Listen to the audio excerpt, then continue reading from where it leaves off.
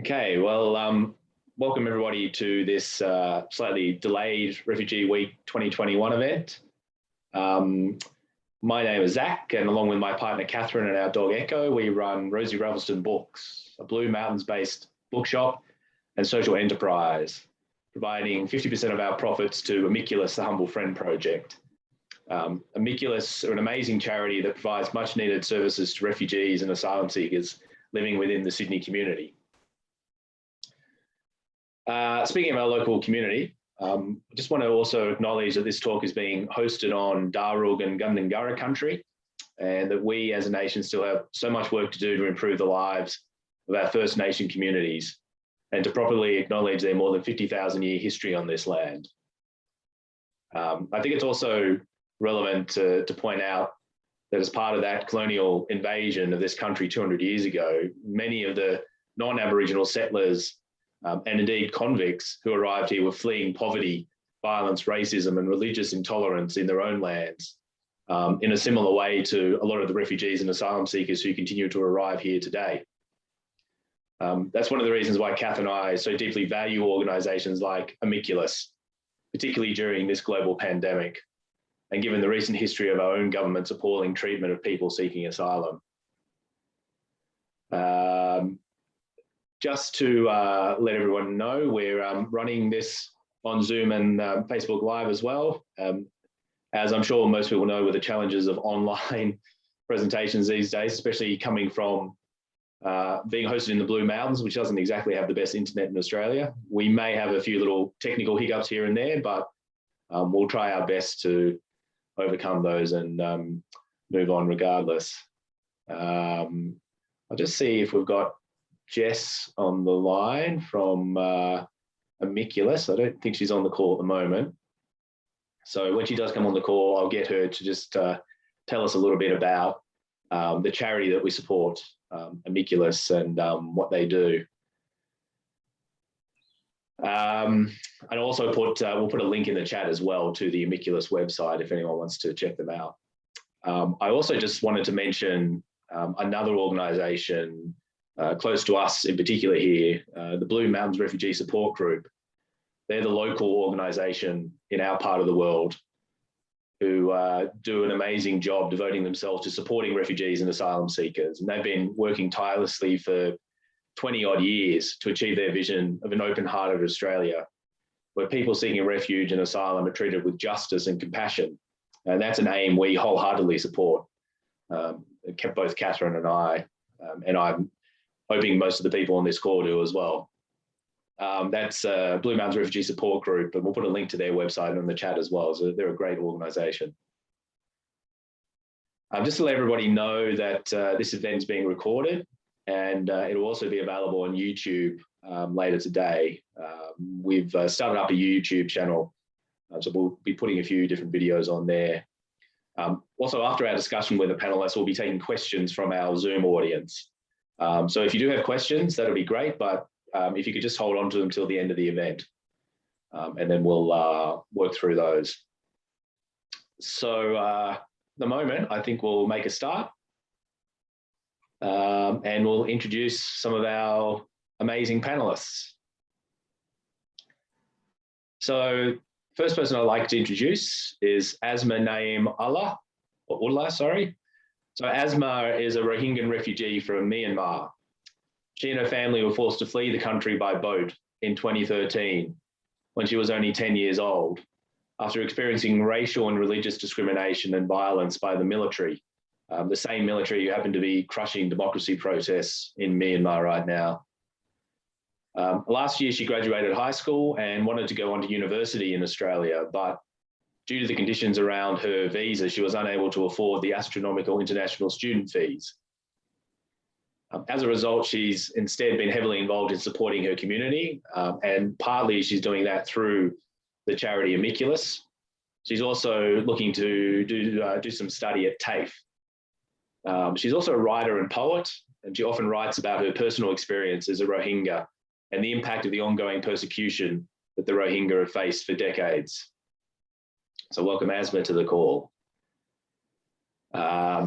Mark Isaacs. We've also have Mark joining us. He's a writer, researcher, photographer, and community worker.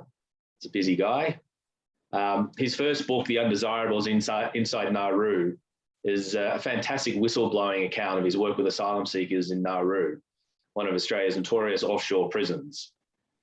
His second book, Nauru Burning, follows up The Undesirables with an investigative report into human rights abuses in Nauru. And I never thought I'd be saying that about an Australian government-run facility, but that's the world we live in these days. Mark's third book, The Kabul Peace House, is about a community of peace activists in Afghanistan. Mark often works as a community worker and a freelance writer, and over the last 6 years, Mark has travelled extensively to places including Myanmar, Sri Lanka, Afghanistan, Manus Island in PNG, spending time in displaced people's camps in those places. And in 2018, he went to Mexico and travelled with a migrant caravan, documenting the lives of the Central American people who walked north to the US border. He's, I believe, former president of PEN Sydney, an affiliate of PEN International, which is a worldwide association of writers which defends freedom of expression and campaigns on behalf of writers who have been silenced by persecution or imprisonment. He's currently studying for a Doctor of Philosophy at the University of Technology, Sydney, focusing on human migration in the Asia-Pacific region. And also we have Fatima on the call. So Fatima Abdul Ghafoor is a Uyghur poet who writes in Uyghur and English and was the author of the Uyghur poetry collection, The Mystery Land. She was born and raised in Kashgar, part of Chinese-occupied East Turkestan, also known as the Xinjiang Autonomous Region of Western China. She grew up immersed in a rich Uyghur poetry culture and started writing poetry when she was only 8 years old. Her perception of poetry changed when she was 12 after reading a short Uyghur poem called The Impossible Prey by the well-known Uyghur poet Ahmadjan Osman, as she felt the presence of an unknown and never-to-be-known entity which speaks through the poetry. In 2018, her poetry collection was published, but in 2020, she burned the collection when she was introduced to Ahmadjan Osman's script, Poetry, What Is It? How Is It? And I'm keen to ask her a few questions about that. After that, she started writing in English. She currently lives in Sydney, as she's unable to go back to her homeland due to the persecution of Uyghur people like herself. So that's, they're our panelists for today. As I said before, we'll have some questions from the audience, but we'll do those at the end. Just before we get on to talking to our panelists, I'd just like to ask Fatima if she could do us the honor of reading one of her poems for us. Fatima? Yes, thank you so much, Zach, and hi, everyone. I'm really grateful to sit under this beautiful sun on this Aboriginal land, and I'm truly grateful for the ancestors, past, present, and upcoming people of the landowners. And yes, so I'll be starting this with a quite new poem of mine. It's called The New Moon and the Invisible Glitters of Ray. My poetry is mostly written by itself. So this is one of those poetries. So, roads for walking the path I was hiding from, behind the shiny objects and heavy monsters.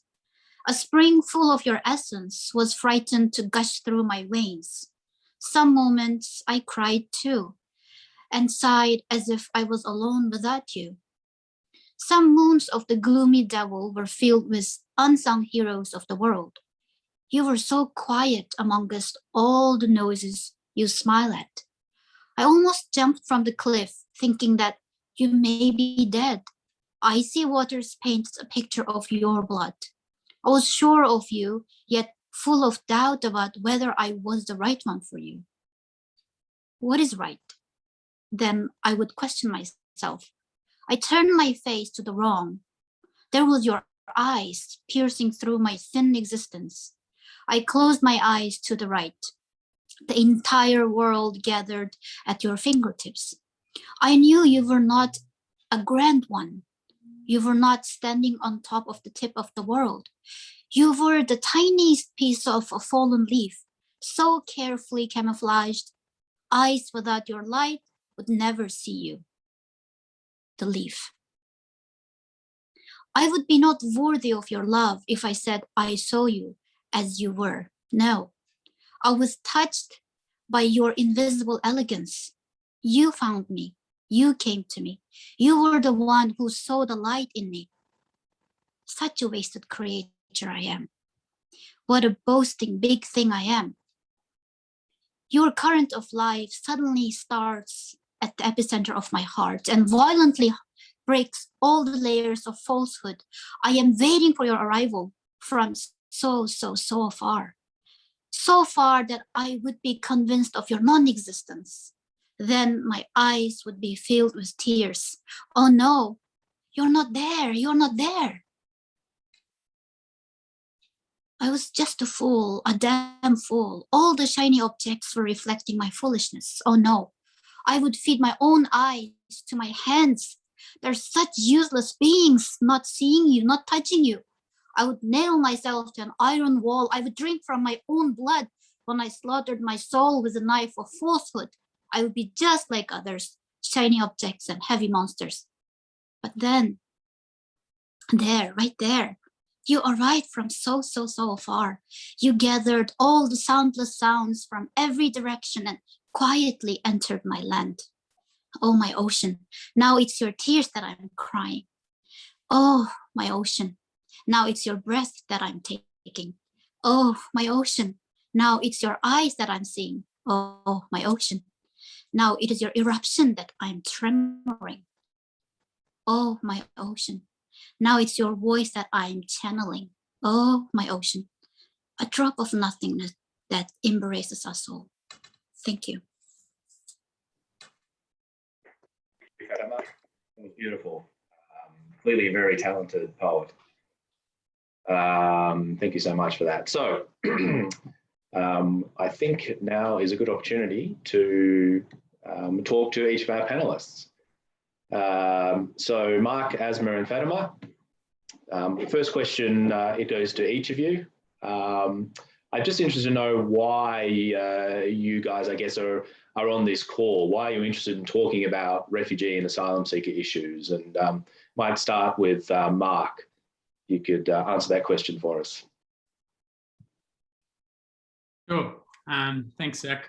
And thanks to Fatima and Asma. It's a pleasure and an honor to be on a panel with you guys. I've heard Fatima's poems and read her writing before, and it's really just wonderful work. And I'm very pleased that you're getting a platform to kind of show your work. And Asma, I know your mother, who's a phenomenal woman, so it's a pleasure to meet her daughter.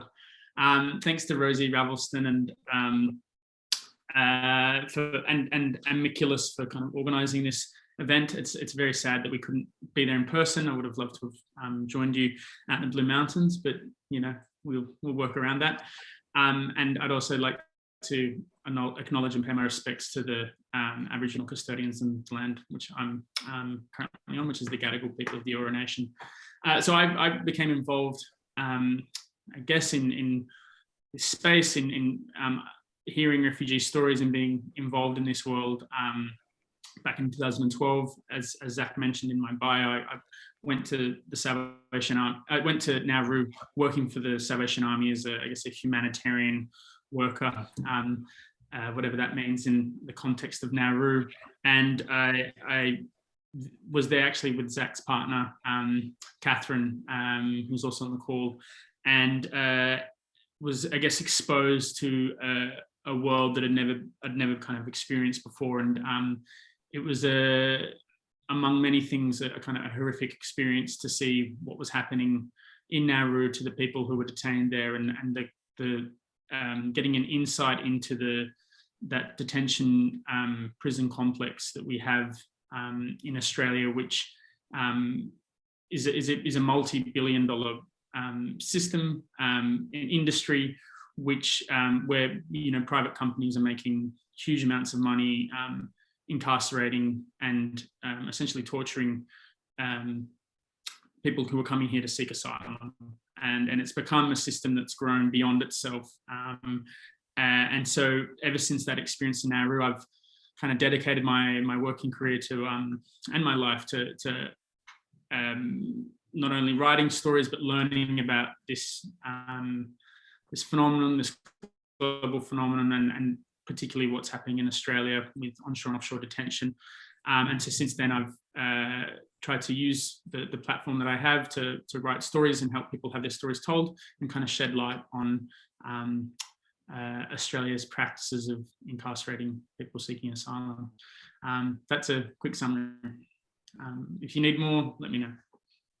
Sure, I'm sure we could spend hours talking about offshore detention, but we, especially given that the theme of Refugee Week this year was unity, we'll really want to try and focus on some of the amazing positive things that refugees and asylum seekers bring. And, you know, Mark and I and Catherine and a lot of people on this call, I think, know many asylum seekers and refugees who have just made amazing contributions already to Australian society. So on that particular point, how about you, Asma? Let's have a chat to you. Is there a particular reason why you are interested in talking about refugee and asylum seeker issues? Yep. Hi, everyone. I also want to acknowledge the First Nation people of this land and traditional custodians of the land which we gather today. I have like many reasons why. I also think it's important to talk about refugee and asylum seekers and the issues they face today and have been facing for a long time and will continue to face. The main reason is because of my own experience and what I have gone through and what my family has gone through and my people throughout the years. And I think one of the reasons why it's important is because we've been facing discrimination and so many issues throughout the years. And from my experience, I think, like, for example, when I started school here in Sydney, people didn't understand, because they didn't know anything about me. They didn't understand why I couldn't speak English or why I was so desperate to belong and get along with my classmates. So there was a lot of bullying and harassment, and it's because, first of all, we were kids, for example, in primary school, and kids didn't know. But what shocked me was that the teacher knew that I was, it wasn't even a year since I came to Australia by boat. And so obviously he knew that I wasn't able to speak English and I wasn't able to communicate, and the culture was very different. So I didn't know what was okay to do or not to do. But I was also facing, a lot of, bullying from my own teacher who knew, my background in history. And that kind of raised me a lot of questions, why people treat me differently without knowing or even knowing my history and, backgrounds. So, and also seeing, from all the trauma that my family is facing, who are my families who are, in refugee camps and still stuck back in a home country where it's not safe at all. And even though my family right now, my parents and my siblings are safe, we're still facing a lot of new challenges, and and it makes me as a young person question a lot of things and about our society and how we all separate each individual depending on their religion or ethnicity or culture. And it just makes me wonder what would happen if we actually talked about these people, actually started some conversation of things that people usually don't talk about, refugee and asylum seekers. Every time you say the word refugee, everyone just, there's a lot of unspoken stereotypes and things where they group us all together. But in reality, refugee is not just one group. It's diverse, just like everyone else in Australia. And we all face so many different challenges and discrimination and stuff like that, and how it's affecting us mentally as well, not just physically. And I think if we talk more and more about these issues, I think it will bring a lot of change, and it has been bringing a lot of change. People are becoming more understanding because they hear people talking, like, for example, like we're doing today, and then they, go and search more information and understand people and realize that they're actually surrounded by these type of people, and they just didn't know or didn't, know enough to ask, if they had a friend who's actually a refugee asylum seeker. Like, we need to be more comfortable talking about these conversations and make more people like more welcoming and support each other as well. Thank you. Very, very well said, Asma.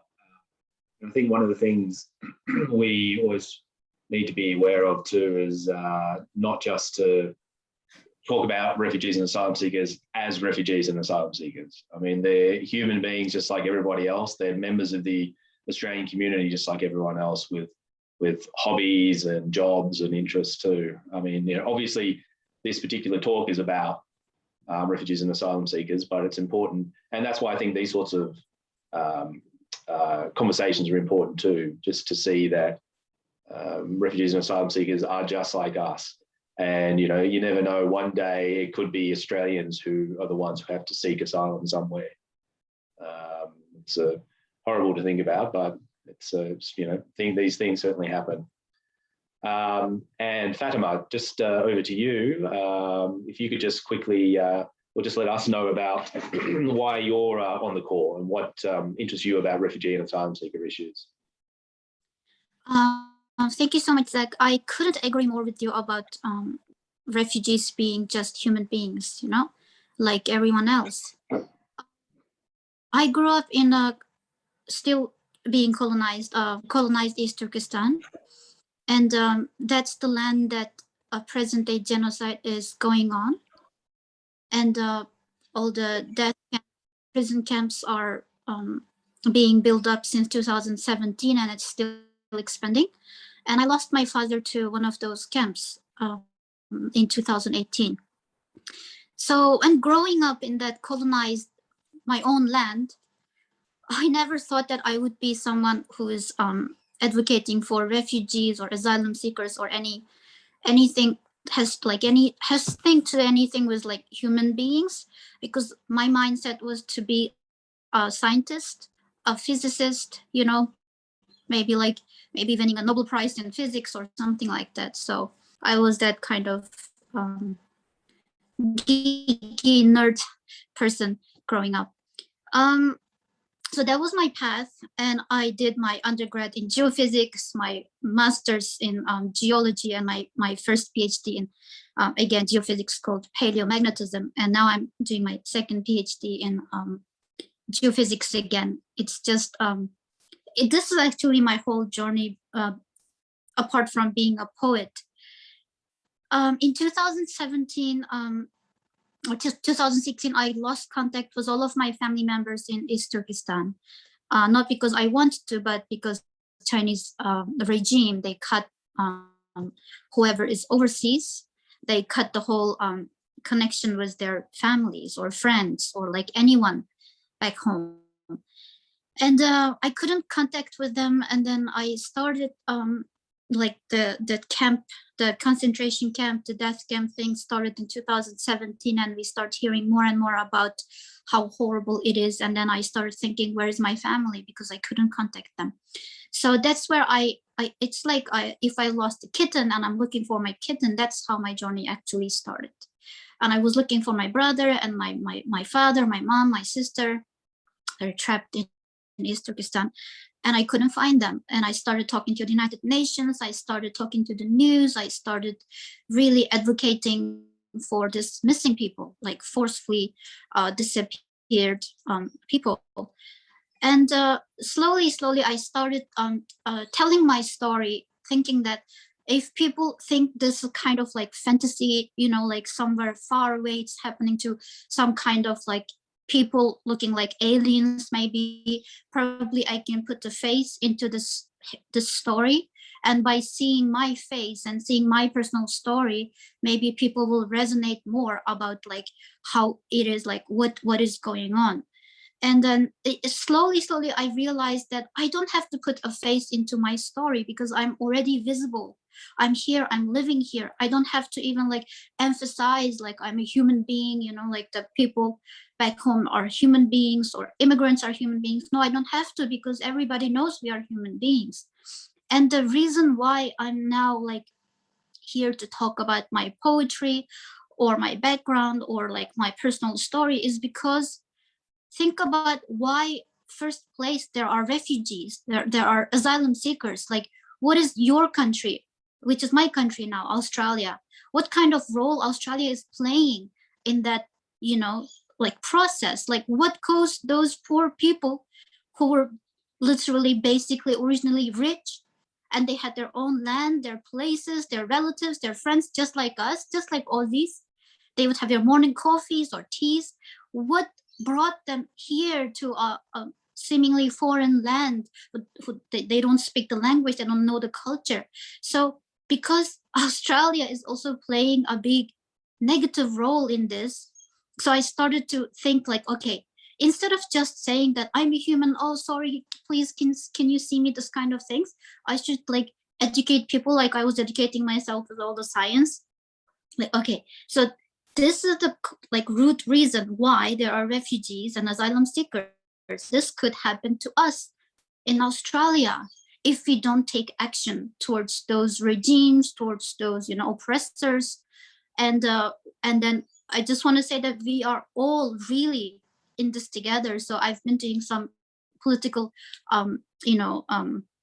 awareness, like raising like humanitarian awareness, and through my poetry, my voice, and my personal story, and that is a good and a bad thing for me to step into this field. But yes, I just want, like, if you can take away one thing from me today, it's like, why are these people, what did we do to bring them here, you know? Thank you, Fatima. Just on that topic, actually, it's might just go to Asma, and just if you don't mind, Asma, telling us how you ended up in Australia. Just give us a little bit of background on your personal story, and why in particular Australia. First of all, I'm from an ethnic minority from Myanmar, and my great grandparents, my grandparents, and my parents, and I were all born there, and it wasn't a choice to leave our country, our homeland.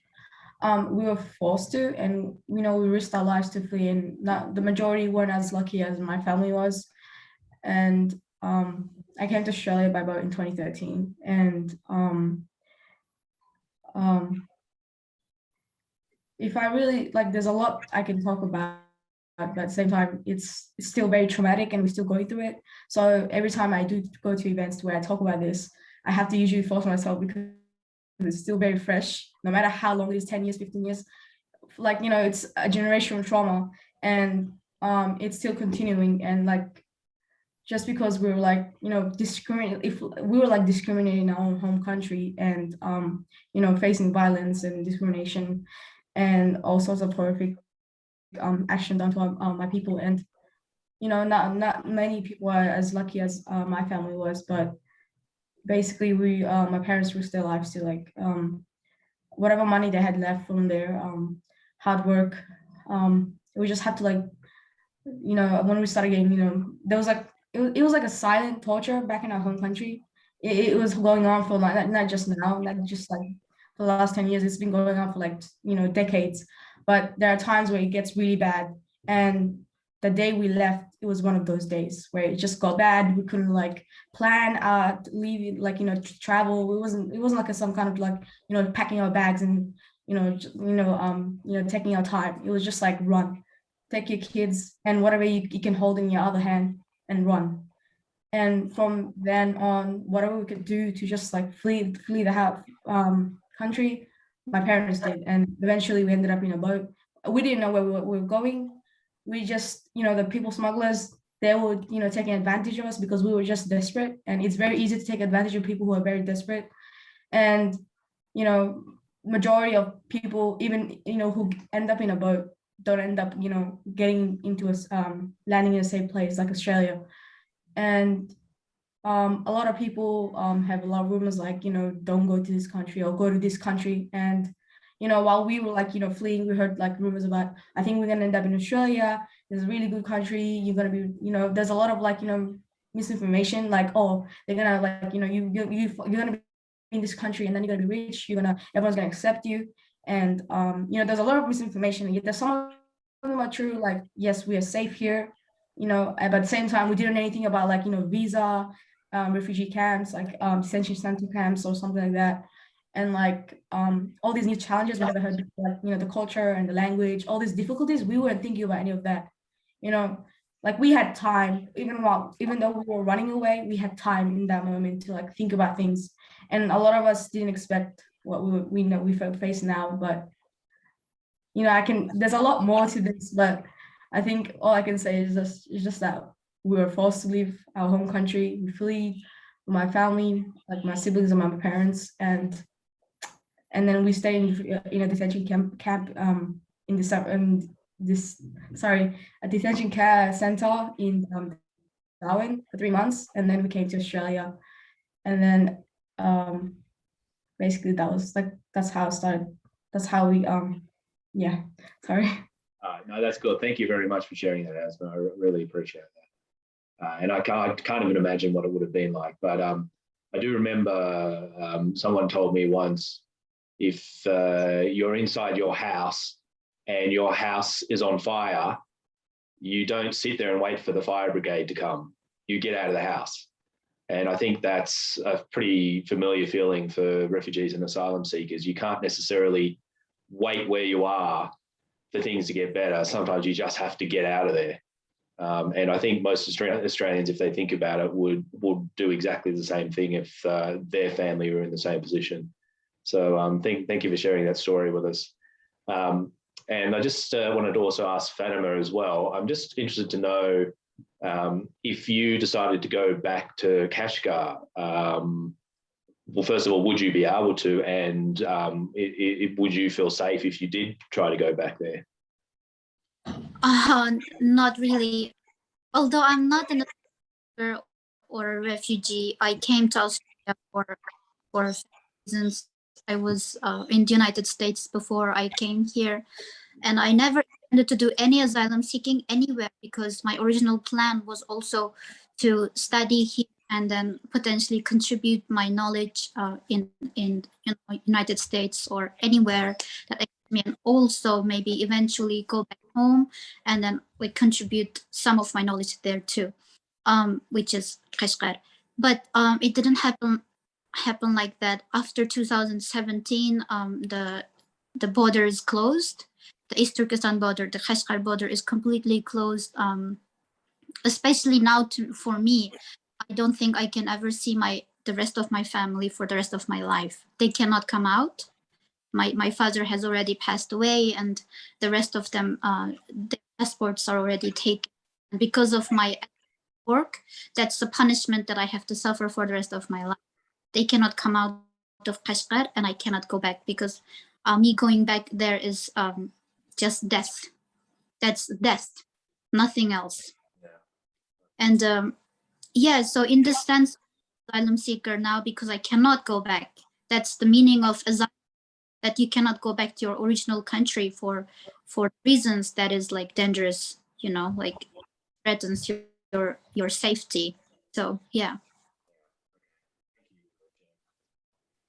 I think this is a good time to move on to some more uplifting talk about refugees and asylum seekers.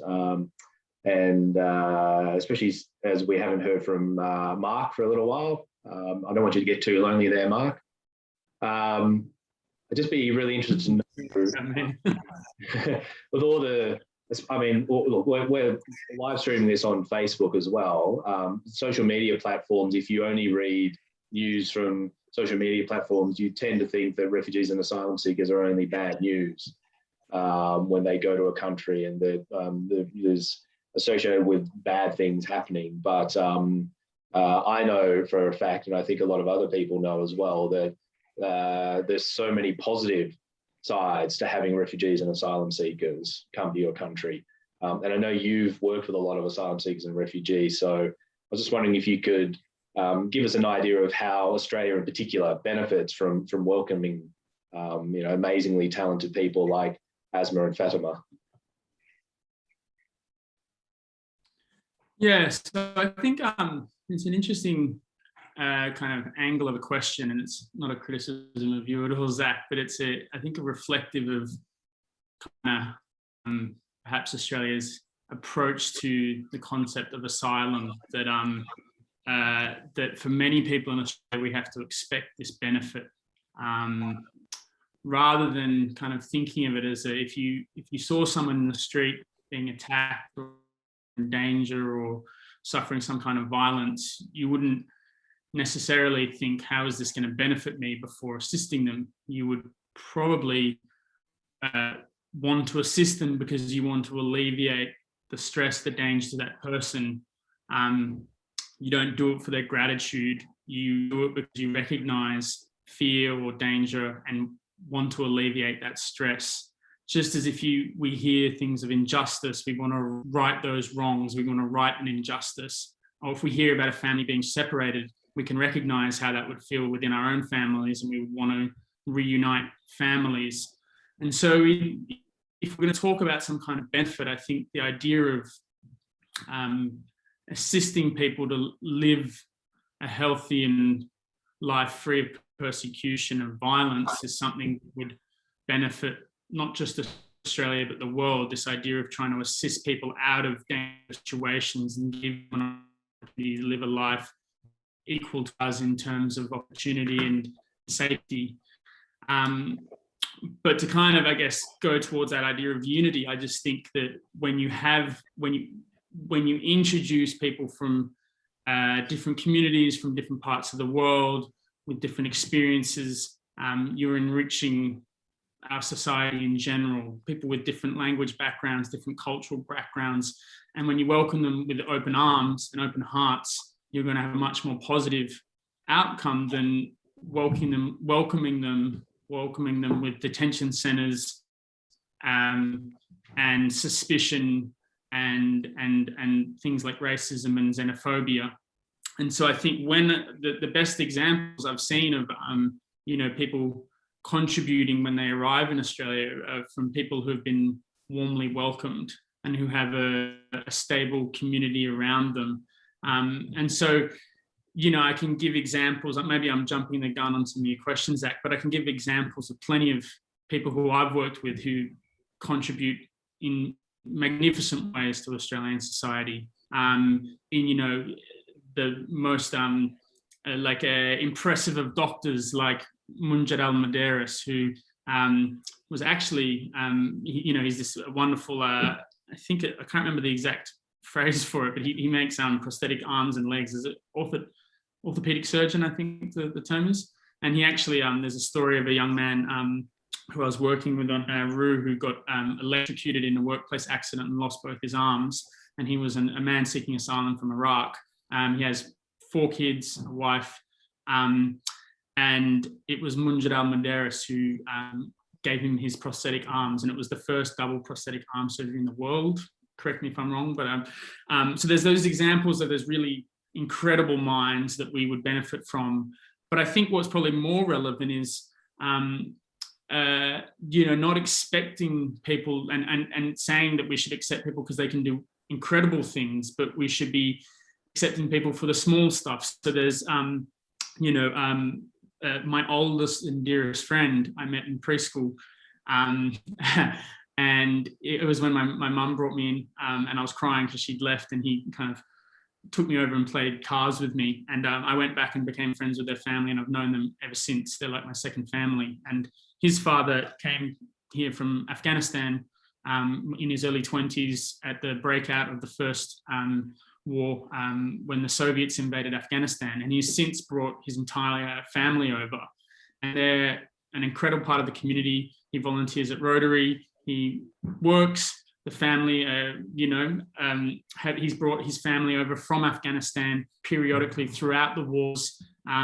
his nieces and nephews have become doctors and teachers and poets, and they've just become a part of the Australian community and haven't needed to do anything spectacular to do that. And we should be seeing that as a benefit to Australian society rather than expecting amazingness or expecting some kind of, transactional benefit. Yeah, look, and I agree. I think one of the main benefits Australia has accepting refugees and asylum seekers is to show other countries that we're not constantly in breach of international law and human rights obligations and the like, and to actually, be a beacon of support of human rights and not, unfortunately, leading the way and providing an example for other countries to start setting up other offshore detention centres and the like, which unfortunately is beginning to happen. So yeah, I think there's a lot to be said for Australia showing a bit of compassion and just supporting the basic concept of human rights. Asma and Fatima, is there anything you would want to add to this question? Actually, I would like to say a couple of things, because I'm always asked why do we help, why should we help you type of questions. So I have to prove myself that, yeah, I'm worthy of your help. So the thing is, because of all this experiences we have already experienced, there is a thing we call resilience. We have already, produced so much resilience, or pulled up that resilience inside of us, that this is very beneficial to the whole society and also the people around us. Because when people see someone going through so much and then and they're still doing okay, it's just not okay, but maybe they're doing great, and then other people are oh, maybe when I have some difficulties I don't have to be stuck at that difficulty, the bushfire, Australians are very resilient people that I know, but still during the COVID, if you hear about my story, oh, I lost everybody in the family, and then now we're stuck, and I'm no, I was stuck all my life, but I moved on, and that means I can do something about it, so you can do too. So that's one thing, that resilience, we can learn resilience from these people.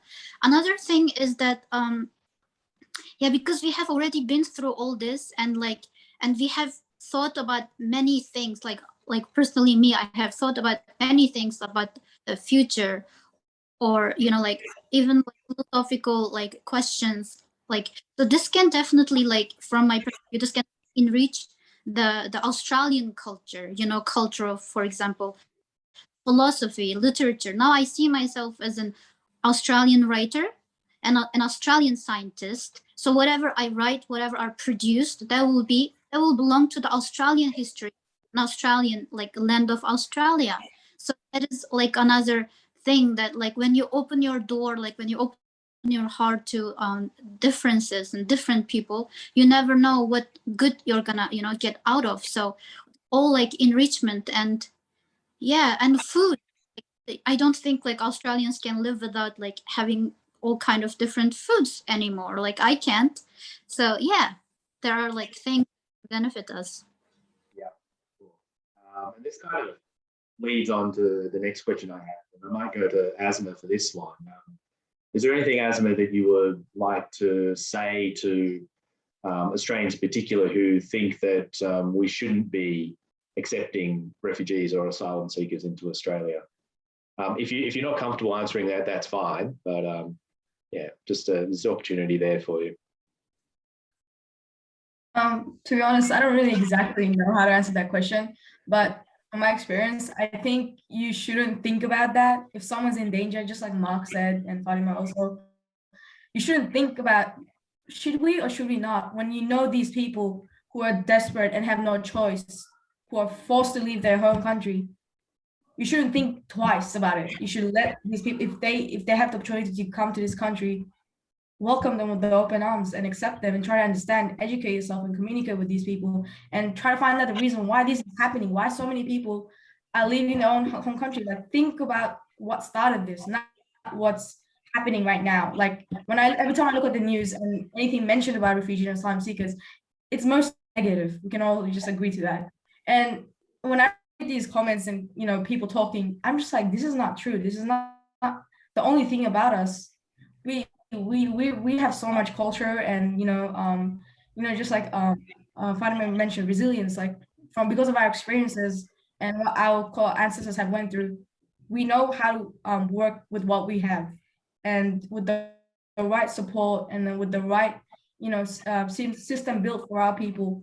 I think we can work, like we can be as strong, like just like the theme of this Refugee Week theme, like unity and being together. People forget how much stronger we can be, just, from learning and accepting and actually asking questions, and really think about, the issues, the underlying issues of what's causing all these problems that seeing surfacing. Like, you need to look at the beginning of, just like why history is so important. It teaches of what not to do and what needs to be changed. And refugees are not just something new. It's been happening for centuries. And for people like me, I can, like, relate and understand the First Nation people and what they have went through, and the genocide they've experienced for a long time, and how it's still affecting them even now. And a lot of refugees and asylum seekers can resonate with that. They understand that. And every time I hear about, we should stop the boats, we should stop, letting people in, they're taking over. We're not. No matter how much you accept, we're always going to be the minority. But that doesn't mean we don't contribute as much. And I think, like, when I think about it, like I said from the beginning, don't think about it. Just accept these people. Like, you shouldn't, like, think twice. We are human beings, and if someone's in trouble, you won't think about, the aftermath of that. You just help them. You just reach your hand and face what we gotta face in the future together. And I think the more we, understand each other, the more we, like, build empathy and understanding, the more we can be stronger. And I think that's it. Yeah, beautiful. Thank you. That was very well said, Asma. Just to Mark, I just want to change this question slightly for you, because I know you have written books on this subject. So I'm guessing you've done a lot of author talks and the like, and you've probably had some, let's say, interesting interactions with people on social media about this issue. I'm just interested to know, what do you say to people who approach you and say, we need to stop the boats, or we shouldn't be allowing refugees to come to Australia? I'm just intrigued to know, because you would get that question quite a lot, I suspect. What do you say to people who ask you that? Yeah, maybe I don't get as much as I should, and perhaps because sometimes we kind of work within echo chambers and you don't get access to the kind of people you need to be talking to directly. And it's not always an easy conversation in terms of convincing people, and especially on social media. I'm not very big on trying to make huge arguments on social media. It's a bit of a black hole. But what I try to do with my work, I try to let my work do the talking. And then if I do have the opportunity to kind of engage in a proper conversation, then I would follow similar themes. But it's essentially trying to tell stories to kind of explain away, the reasons for people coming and the downfalls of the approach that we currently have. And so one of the big kind of arguments that I make around our current system is, there's an analogy I was just thinking of, and see how it goes. It might fall flat, but in the favelas in Brazil, when I was there, there was a well-run favela, and it was run by a gang, a drug gang, and they were a kind of tyrannical kind of group there, and they used capital punishment or corporal punishment to enforce the rules. And so they would chop off people's hands if they stole, and they said it was an effective way of stopping theft in the community. Obviously, in Australia, we wouldn't incorporate such a style of punishment because we don't believe it's a kind of humane way to deal with crime. Similarly, I would say, why in Australia do we insist upon the way to to save lives at sea, to protect these poor refugees, this kind of paternalistic approach to stopping the boats, is to punish people through really punitive and torturous detention center regimes, when clearly, for instance, in the favela, the issue is poverty. You're in the poorest communities in Brazil that has one of the biggest wealth disparities in the world, and a drug gang is running this corporal punishment style stuff to control theft.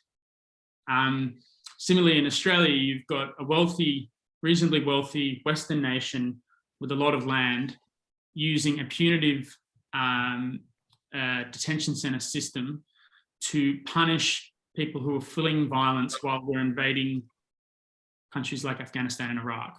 So there's a clear disconnection between what the cause of the people's plight is, the act of fleeing persecution and violence, and us saying that the best way to protect these people from their own decisions, which is a decision to escape from these countries and try and seek asylum, is to punish them. And so, I'm currently researching and investigating these stories of people smugglers and the motivations for people smuggling. And, the act of getting on a boat from Indonesia to Australia isn't a desirable option, but neither is shutting down that option without providing any other sources to seek asylum. And in fact, shutting down all the avenues to seek asylum in the region. So the actual thought of, stopping boats, I can understand, but the consequence of not assisting people beyond that and then punishing for people who are currently in Australia is probably the part where the logic starts to fall apart. Apart from that, when I speak to people on the street, there's really there's a very surface level understanding of what actually goes on in the detention centre regime and the system.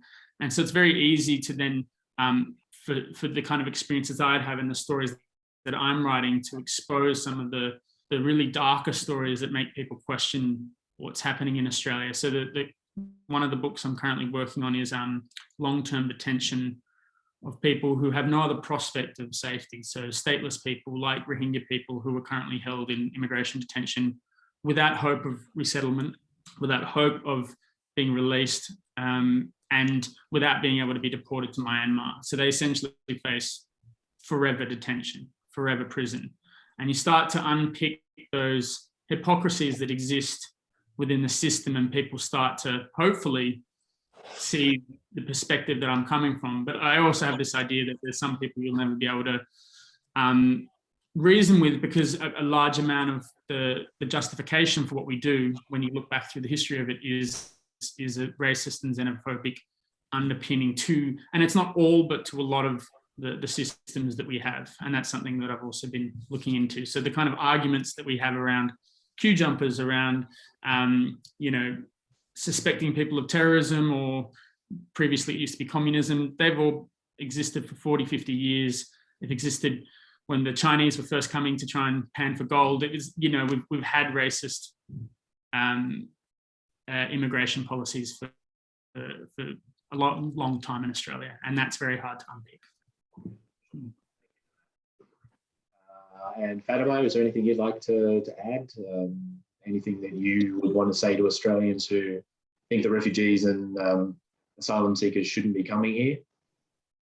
Just expanding what Mark said, the last point that like the Chinese, when they came here like some time ago, and then, or like now asylum seekers are coming and they are suspected of being terrorists, or actually a social injustice, because there are hundreds of thousands of actual communists living in Australia, and they work for the Chinese communist regime, but they have money, they have businesses here, they contribute to our society, financially contribute, but they're welcome just because they have money and they can resettle here, they can launder their money here or whatever. But because the asylum seekers, like if we suspect they're communists or terrorists, just because they're poor, they came by boat without money. Just think about it, who we are accepting and who we are not accepting, just on the bias of that kind of suspicion. And we are accepting those actual terrorists with money. They work for the terrorist regimes just because they have money. And this is social injustice that we all have to fight against together. And that's an Australian issue. It's not even, yeah. Well, while I've got you, I just going on to something slightly different. I really want to find out what the story is with you burning your poetry collection. That was something that I mentioned when I talked about your bio. And having done some writing myself, I know that it takes a lot of effort to do. So to then go and burn that collection, I'm really intrigued to know the reasons for that. That's a really great question, and thank you so much for being curious about it. So, thing is, we start our like personal journey somewhere from ourselves. So, I'm pretty sure even the big masters, the spiritual masters or philosophers, they all started with that question of who I am. Who am I? Why I am? Why? Or and things like that. So we're all like self-obsessed. Like, oh, why me, that kind of things. So my poetry started off when I was going through divorce, and also like completely cut off from my family back home, and basically it was the hardest time of my life. And then poetry was always inside, but because of my scientific brain, that logical side, rational side, I'm like, nope, I'm gonna say no to my creative side, and I'll just be like just be a scientist. So but this thing just like kicked in, and then I started like exploring more about myself, my other parts that I was like hiding from myself. So that's you hear a lot of me, myself, self. So my poetry was written in Uyghur language, because that was the language that I grew up with, I was born with. And probably because it a lot of reflection was like they were based on my past, and my past is mainly my own culture. That's why like the language was like naturally Uyghur language, like I was reflecting.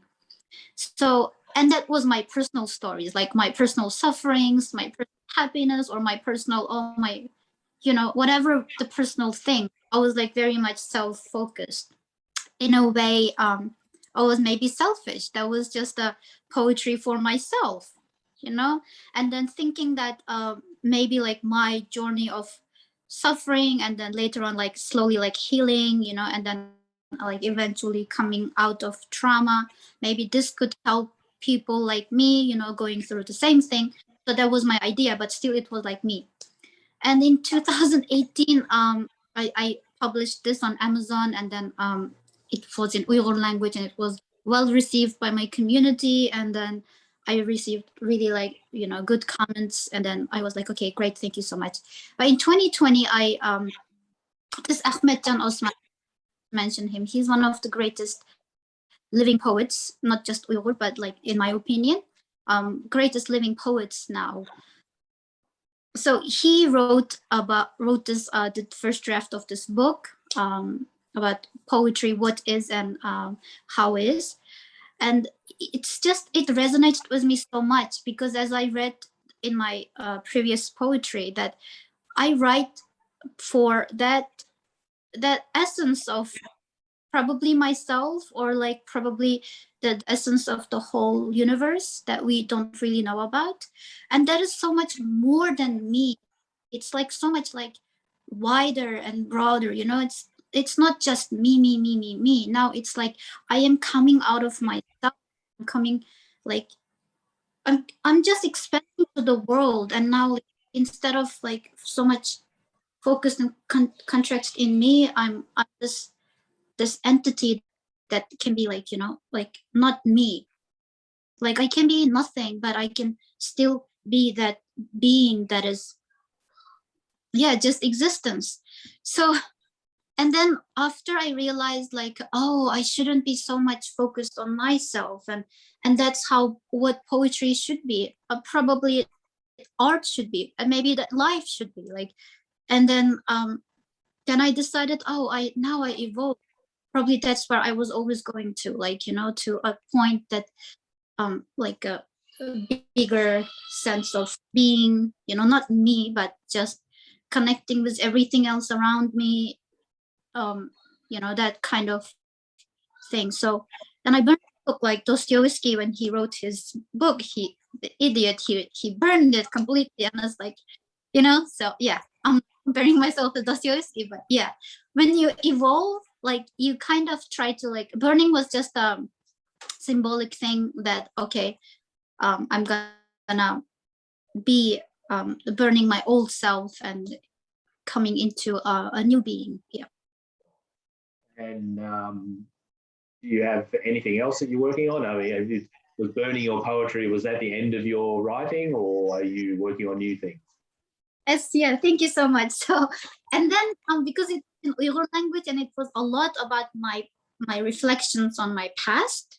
So by burning, my kind of past also like dragged me into like focusing more into my present.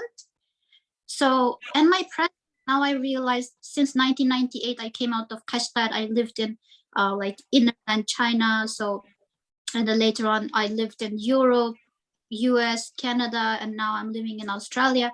So I'm actually half like me from my own culture, but half of me has already been like changed so much that I don't really know where I belong, or I don't belong. So now my natural language of reflections, or anger, happiness, is English. And that's where I also read most of the books about this beings and the spirituality or the philosophy. So I'm kind of like, oh, okay, now whatever, or it's coming in English now. So I'm not writing in my own language anymore. So yeah. Okay, so you are still writing. You have anything being published in the near future? Yeah, I'm actually, this is my very first meeting that I'm actually reciting my original poetry to an audience. I was shy in the beginning, but I'm like, okay, let's just try. But yeah, some of the poetry are already published in US and UK, and it's also well received. Yeah, I'm hoping to contribute more to the Australian literature in the future. Yeah. Need to get my hands on someone to read it. And look, the bookshop was always interested in stocking those sorts of things as well. So we'll have a chat after the meeting about that. Asma, I just want to have a quick chat to you, if that's all right. You do a bit of writing as well and write some poetry, is that right? Yes. Yeah, and what sort of poetry do you tend to write? To be honest, I'm not really a poet or writer. I just like write things about my personal experience and how I feel in a little more creatively. Before it used to be more direct. I would just like say stories, but slowly, as I was growing up, I kind of like want to experiment more. So I did turn into poetry because I've seen other asylum seekers and refugees, reading their poetries and events, and that kind of inspired me to like move from like saying stories directly to more creative ways where you can interpret it whichever way you want. But and I think like not just like drawing and like actually talking to people. I think we can do a lot more, like explore more like creative ways to like interpret and say things without really actually saying it directly. And I think writing and poetry and has contributed a lot to my experiences growing up here in Australia. And I think I didn't have the opportunity to like education back home, so because I'm I have the opportunity here to like continue my education in whichever way I can as much as possible as well. I think I have the privilege to like put my feelings into like paper, which I couldn't do back home, because that meant a lot of like safety concerns and stuff. Like here I can freely say whatever I want, much more freely. So I think it's a great privilege. Sure. And is that something that you want to do potentially as a career? Would you do you want to be a poet or a writer? Or is it just something that's more of a hobby for you? I'm not really sure because I'm still young, so I can dream. I can plan. Like maybe it might be as like a side thing, or actually might end up becoming my main thing. We'll never know. Well, what's going to happen in the future, but I think I want to hopefully continue writing, because for so long my people haven't had those for example to prove our identity, like our birth certificates and documents and citizenship. We never had that opportunity to have something written, recorded, something people can look back into and read. So I think if I continue writing, maybe that will be some kind of way to document our stories, not just verbally.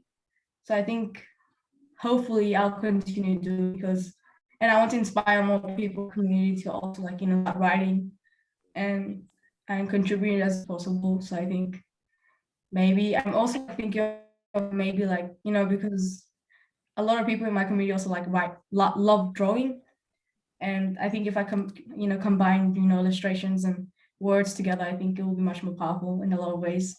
So for me, I think I'm going to focus more about bringing more people out, reaching my hand to more people, just like people in my life have done to me, like give me the opportunity to speak in events like this, or write and read them in front of audience, and contribute in a lot of ways. And I think self-expression is very important, and I think in a lot of ways you help other people without you even knowing. So I think that's just one of my plans, to bring out more people, and at the same time continue writing as well.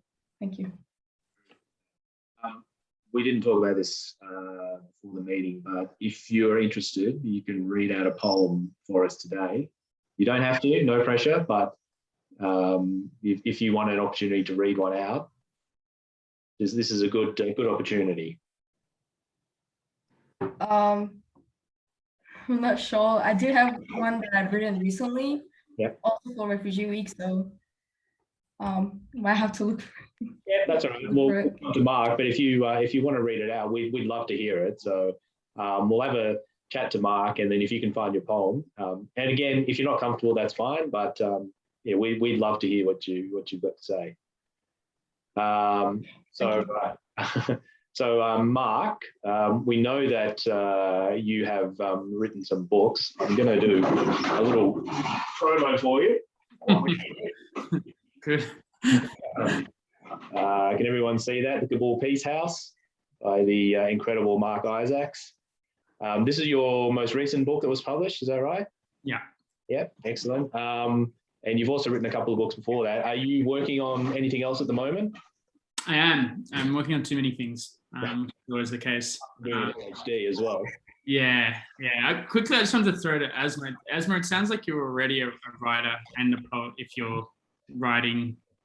You know what I mean? Like you don't need to be paid to be a writer. In fact, many people will never get paid to write. So, and if you do get paid, you probably won't get paid very much. So don't pin your hopes on a lucrative career in writing.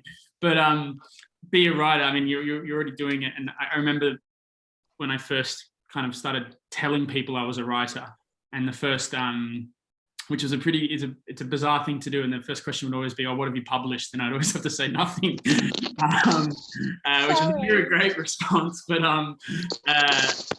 was the act of assuming being a writer. Can I make it? Hi, Zoe.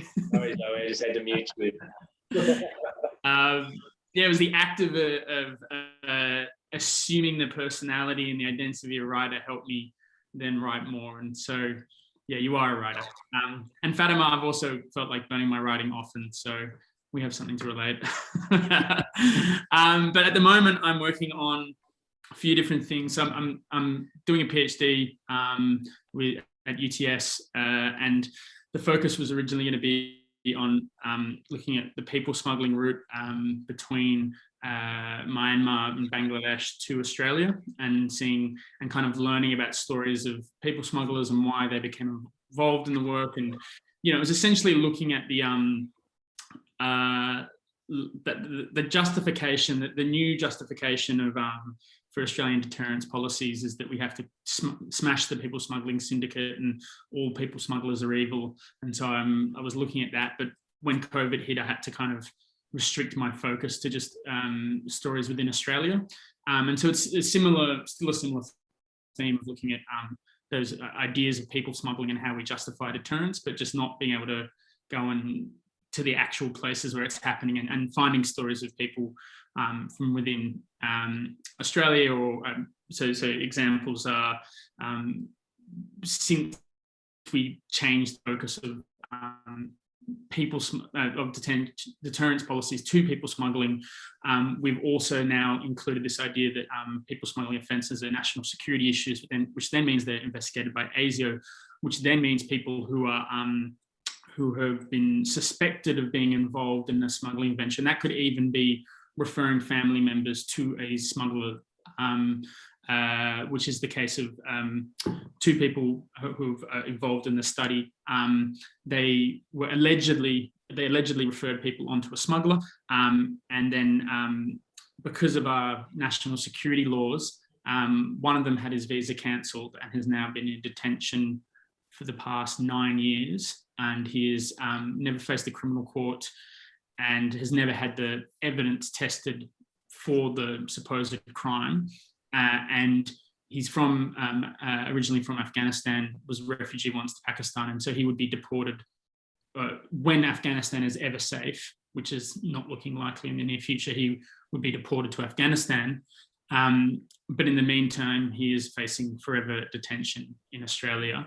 And the people smuggler who allegedly assisted, who was convicted of the crime of people smuggling and was considered a kingpin, has done 10 years and is already out. So this is the kind of space we're in. And the other person who was allegedly involved had his visa cancelled while he was in Pakistan, which is not his home country, and remains stranded there without immigration, without any identity documents. And he has a wife and several kids in Australia. So it's kind of unpicking the stories of what it is a people smuggler and what does it mean, and what are the shift in our focus to demonising people smugglers. And often it's in, there is some good reasons for doing it, but then there's a lot of stuff that isn't. And then I'm also writing a book with a human rights lawyer who many of you know, called Alison Batterson, and she works for Human Rights for All, and she helps release helps free people from immigration detention who are serving long-term immigration detention. And her cases vary from just the very simple admin stuff that can get people out of detention when they haven't got legal representation, that could take them years to be free without someone's assistance. And then there's also kind of major habeas corpus cases, which is unlawful detention, which she works on. So it's a phenomenal woman. Her team are amazing, and it's going to be an incredible book, I hope. So who knows when that'll be out, but that's the two things I'm working on. Yeah, beautiful. And I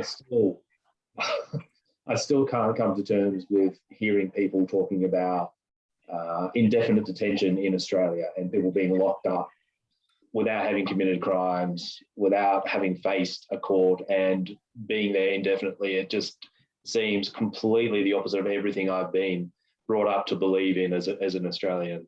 So yeah. Hopefully books like yours get out there and help to convince people that this madness has got to end.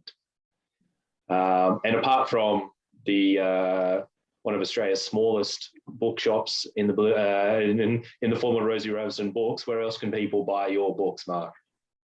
So if people want to go through me, that's wonderful. You can go through my website and I can post them out, hand signed, personally signed, and with a message, even if you like.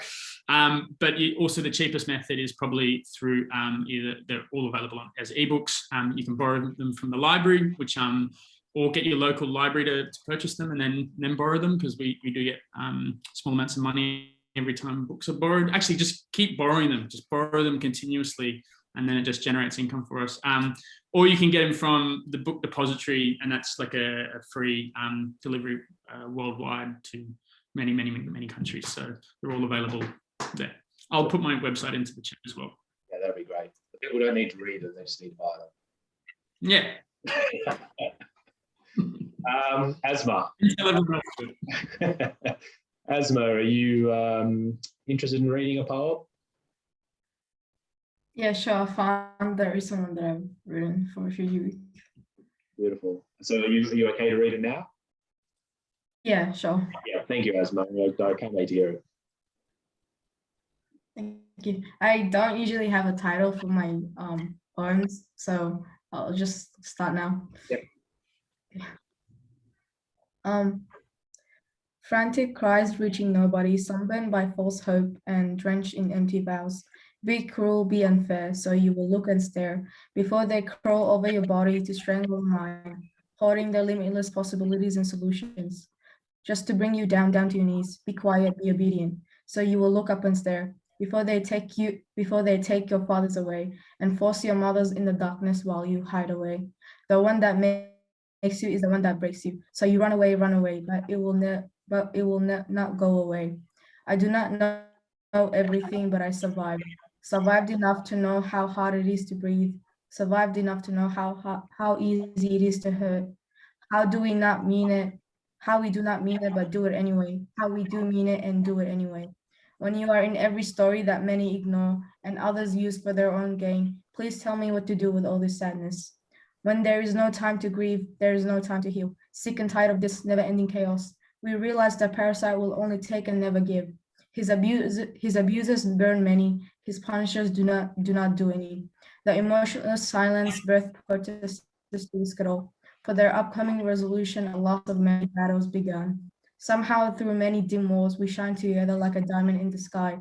The hater says to the child, turn it off, shut it down, erase it. The lover says no, let him see, let her see, let them see. So you will look down and stare before your innocence melts away with the burning coldness of a gun by the man in the scary uniform on an early morning of a lifetime where my identity was shot and torn apart. Please tell me what to do with all this numbness. Thank you. Well, thank you so much. I think you can definitely call yourself a poet and a writer based on that. I don't think there's any doubt about that. Thank you. And I hope you keep writing more poetry as well.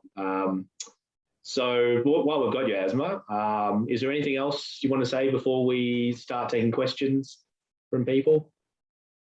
No, I'm really grateful for people that are attending and watching the live. Thank you so much. It means a lot to everyone. Oh, thank you, Asma. What about you, Fatima? Anything you'd like to say before we take questions? I'm good. Thank you so much. Easy. Thank you. And how about you, Mark? Not too much. Just thank you, Rosie Ravelston, for all the work you guys do. You have a wonderful bookshop, and giving people platforms to read their poetry like Asma is wonderful. We need more young poets and writers kind of getting a chance to have their poetry and writing heard and read.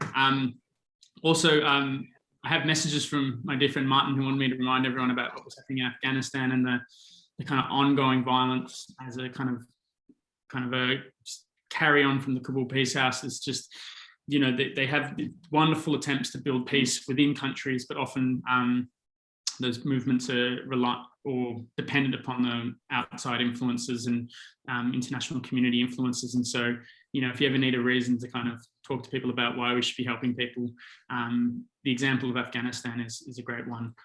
We invade the country, we pull out, and then we lock up the refugees who flee the violence in detention centres. So if anyone says we shouldn't be helping these refugees, well then give them that example. But thank you so much for everything you guys do.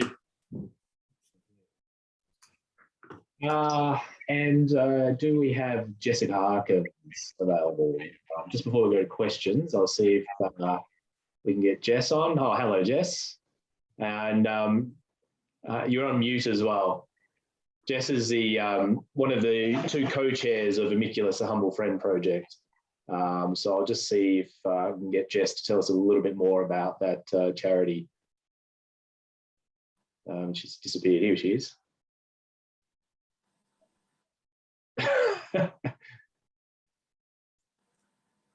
You're on mute, Jess.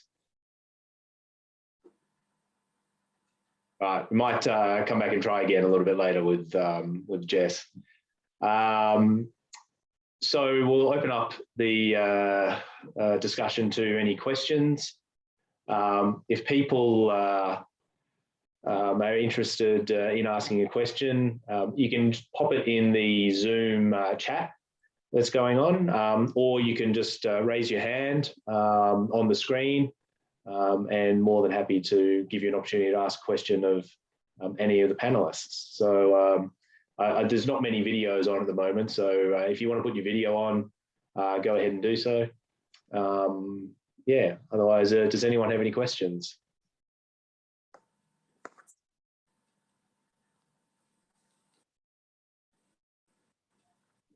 Cool, that's exciting. Well,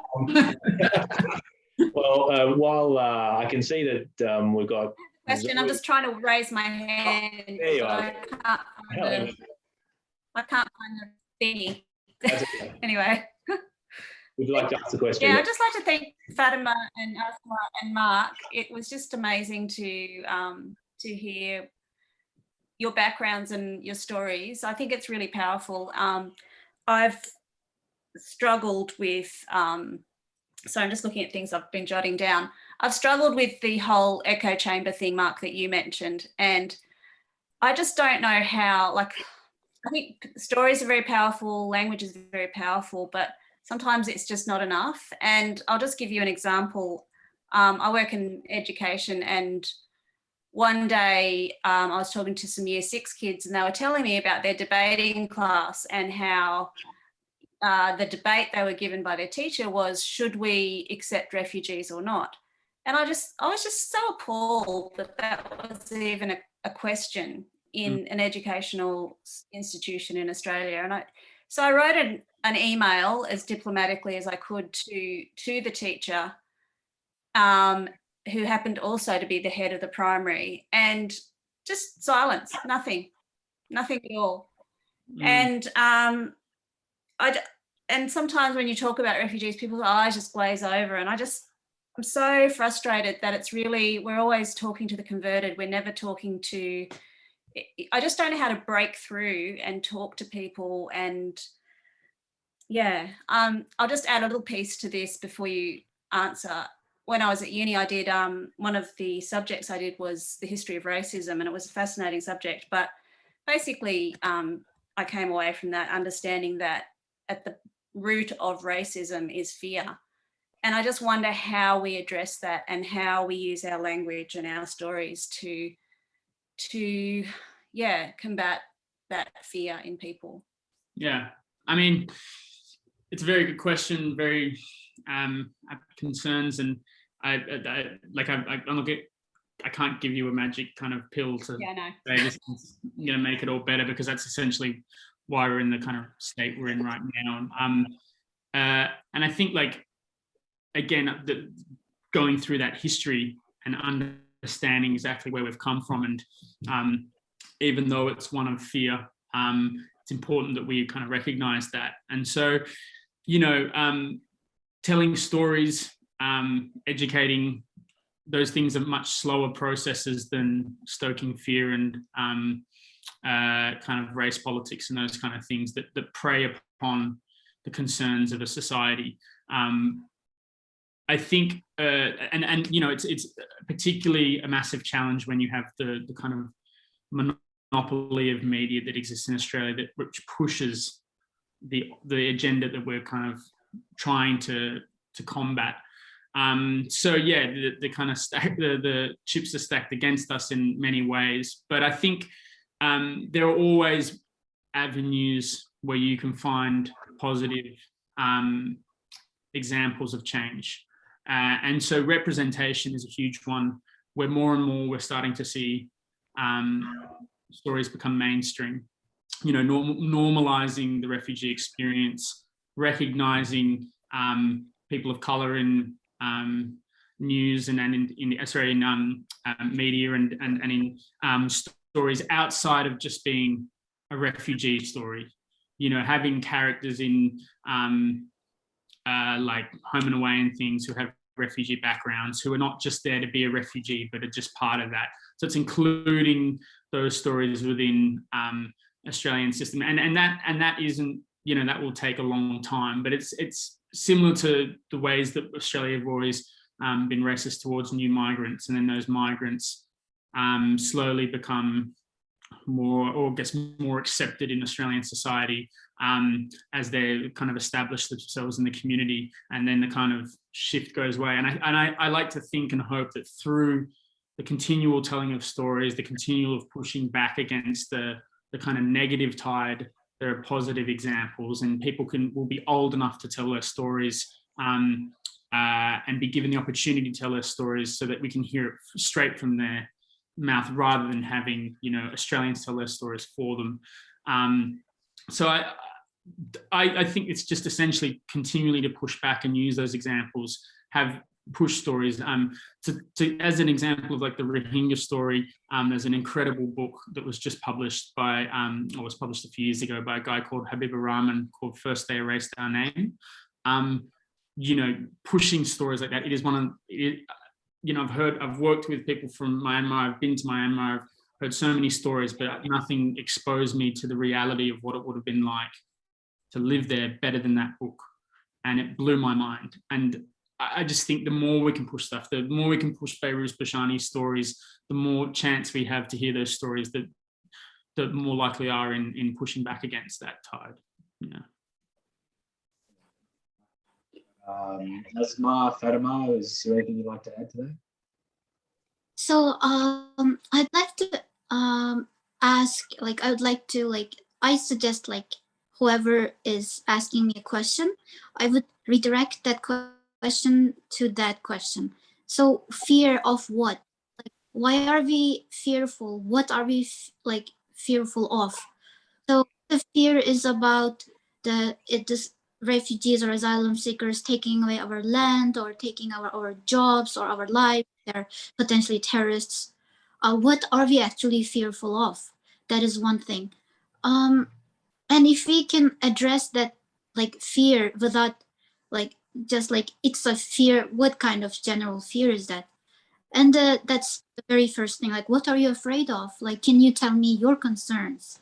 And another thing is that the fear is actually the root of everything oppressive around us, including our culture, you know, oppressive culture, oppressive religion, oppressive husband, oppressive wife, oppressive friend, or like any regime.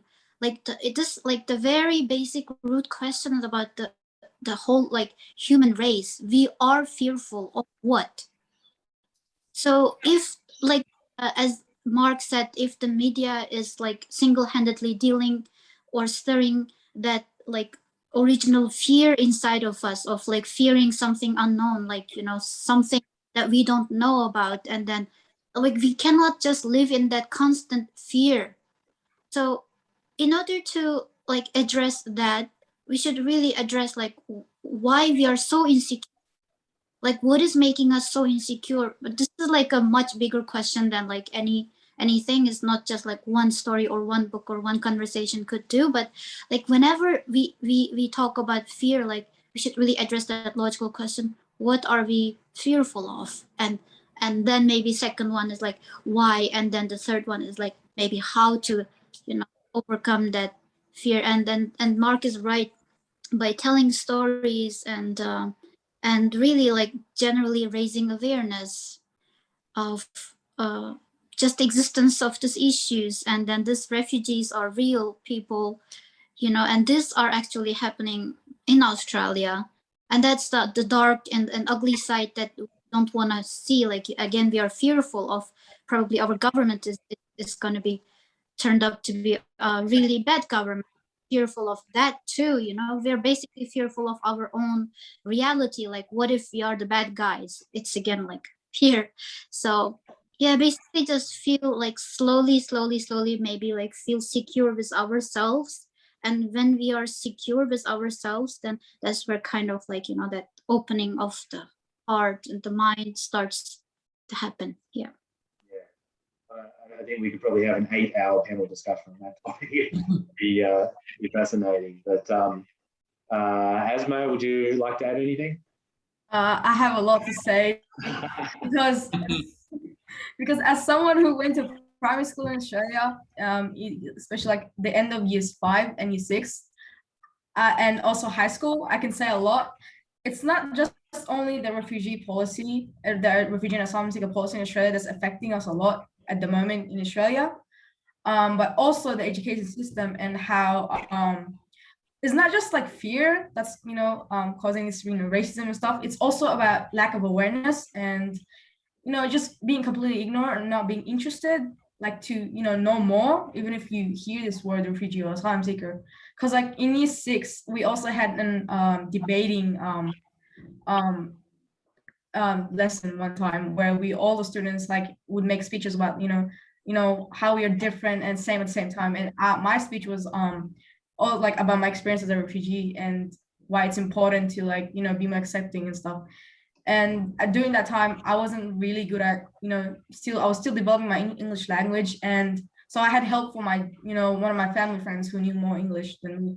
And that on that day that I read my speech in front of the class, the first thing that people said to me at the end of it was like, I don't think you wrote that.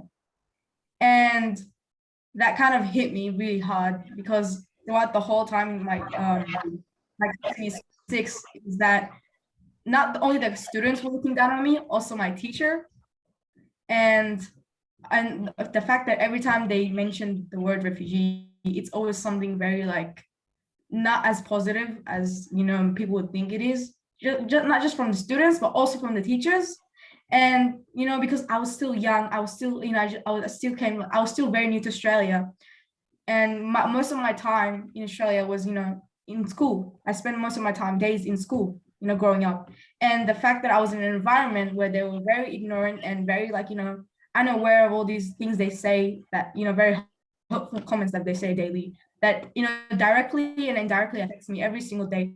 And the fact that they're like the lack of awareness and like education based around like around like experience of refugees and asylum seekers and all these other topics, it affects us very detrimentally, like all the bullying and ignorant comments and racism in schools in Australia.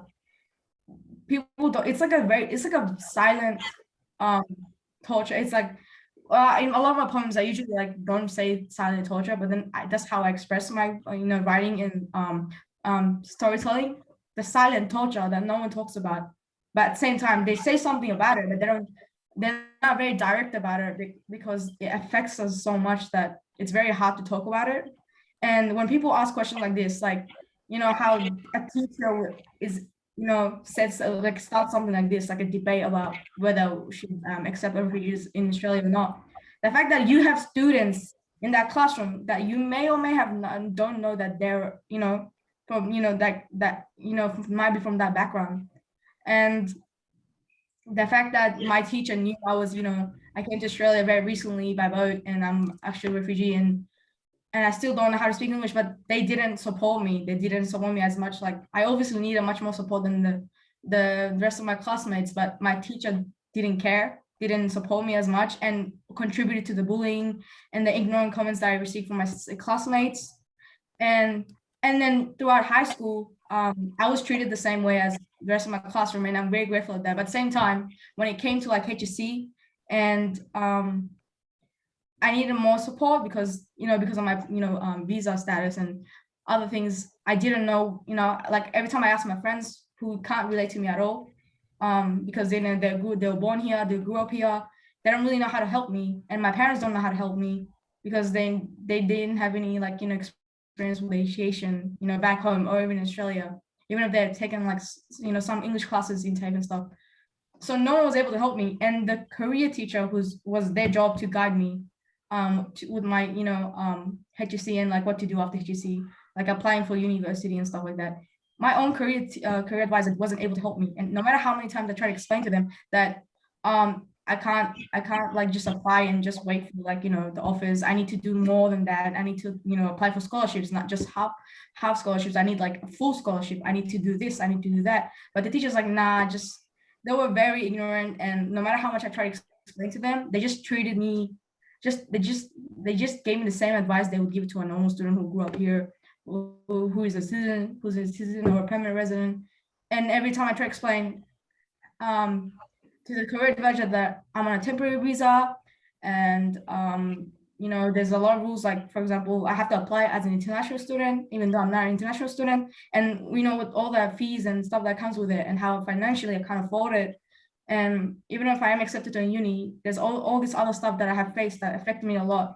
And the fact that during my high school time, it was my career advisor's job to support me with that, and they wasn't able to, and the fact that they were freezing to like dig into this more, because it is their job, but they weren't cooperating with me to help me as much as possible.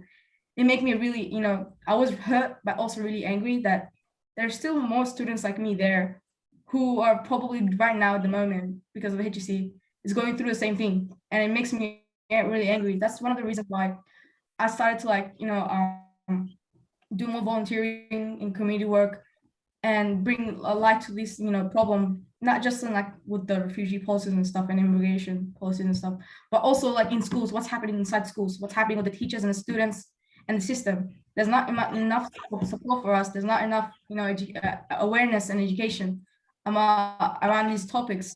So one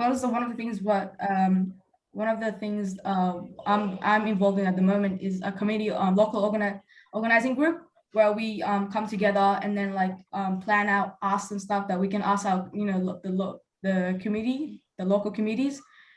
And one of my part was where I talk about what we can do to support asylum seeking refugee students in schools, and in for how to like get access to higher education, like TAFE and uni and work.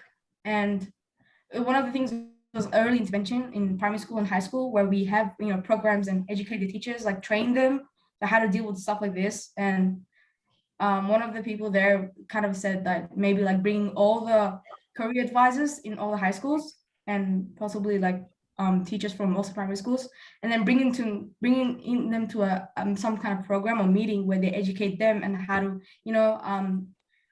support their students and how to deal with certain problems and issues. And that was like one of the early intervention plans. So I think if we do more of that with schools, if we work more with schools, I think it will help contribute to like dealing with the big issues in Australia.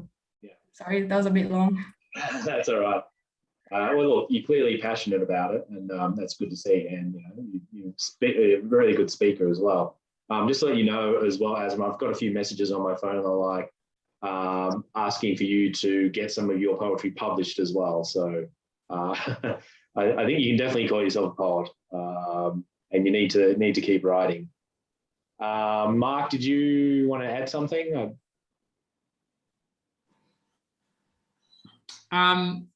No, not too much more. I mean, that was a bit blunter than I wanted it to be. No, it's such a complex thing that we could really delve deep in, but to provide some kind of hope towards the end. And Asma, thank you so much for your insights into the education system. I think that's horrific that you had to go through that, especially in, correct me if I'm wrong, but you said in primary school. I think that's a pretty brutal introduction to Australian society. I'm glad it kind of somewhat got better in high school. But the power of continuing to put these stories out there and trying to push for change is that you do have some small wins. And so, in my time through the books I've written and the work I've done, I've had people come up to me. There was one in particular that just comes to mind. But after reading The Undesirables, this woman, she said she'd never been interested in the refugee world at all, had never been involved in that. She wasn't like anti-refugee, she just ignorant in general. And she read that book and became so incensed and motivated to do something. She became like a refugee advocate, and she when I ended up going to Manus Island as a kind of freelance writer, she was the point of contact who knew everyone on Manus and set up the entire, she was like a fixer for me and helped me set up the trip. And she is like an incredible woman when it comes to knowing what was going on in Manus and still what's going on in Port Moresby now.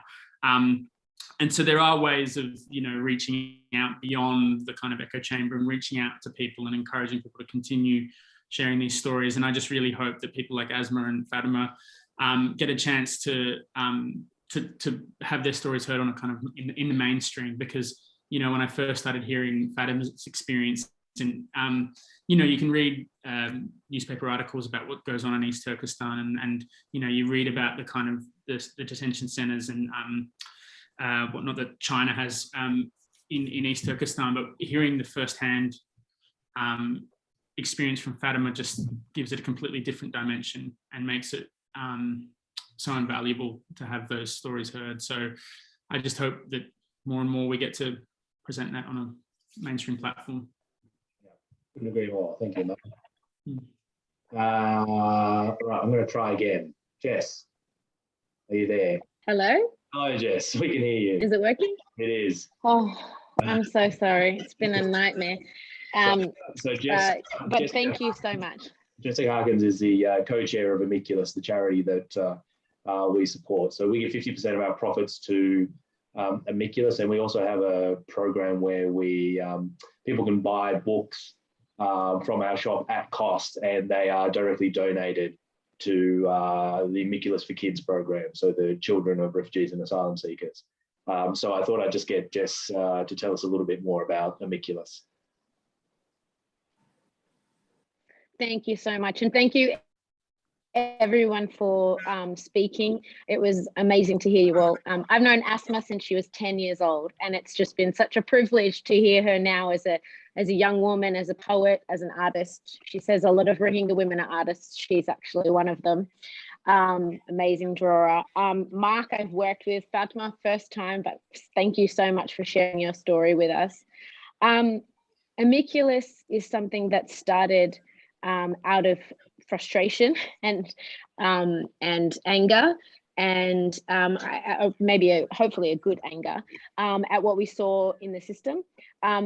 Everyone who's involved in Amiculus, and Asma is actually working with Amiculus as well, which is important to say, has worked in the system for a very long time. Some of us worked on Nauru and Manus, a lot of us worked in settlement in Australia. And we decided that we wanted to, it's really hard to work in the refugee system for so many reasons. The policies are awful. The system is often corrupt.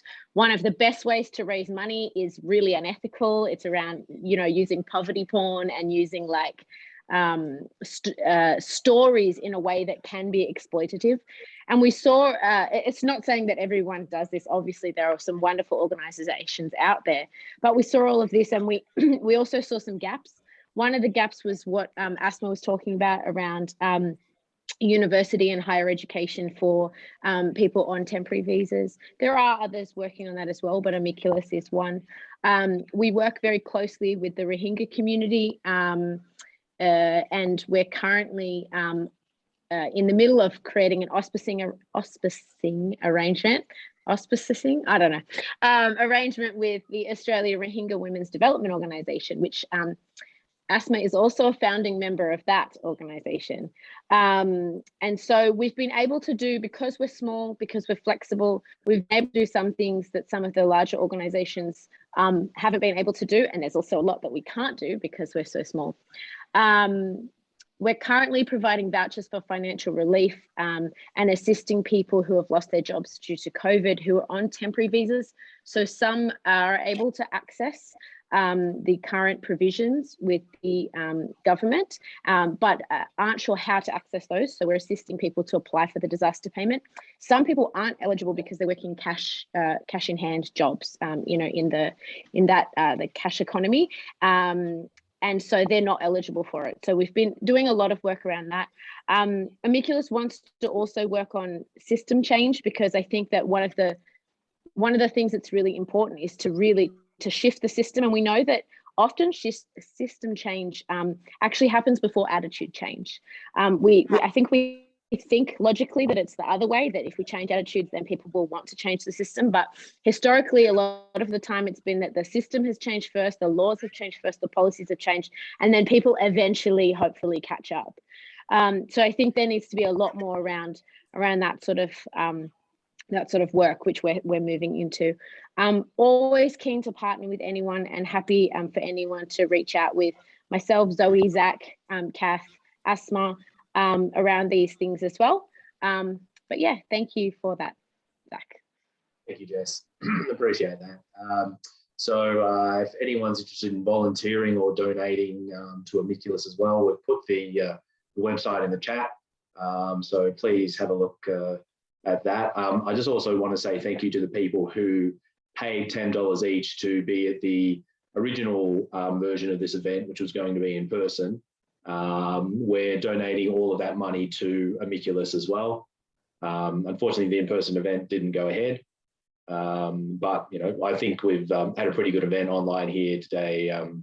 Anyway, so there's not much time left. If anyone else has a question, now's a good time. Otherwise, we can probably look at wrapping up.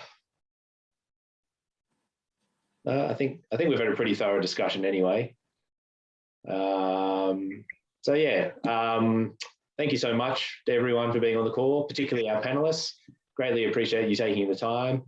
And I know all three of the panelists to varying degrees have been through some difficult times around this space, experienced a bit of trauma and the like, to one level or another. So greatly appreciated that you are prepared to come and talk to us all about some of these really important issues. As I said, all three of the panelists as well are writers.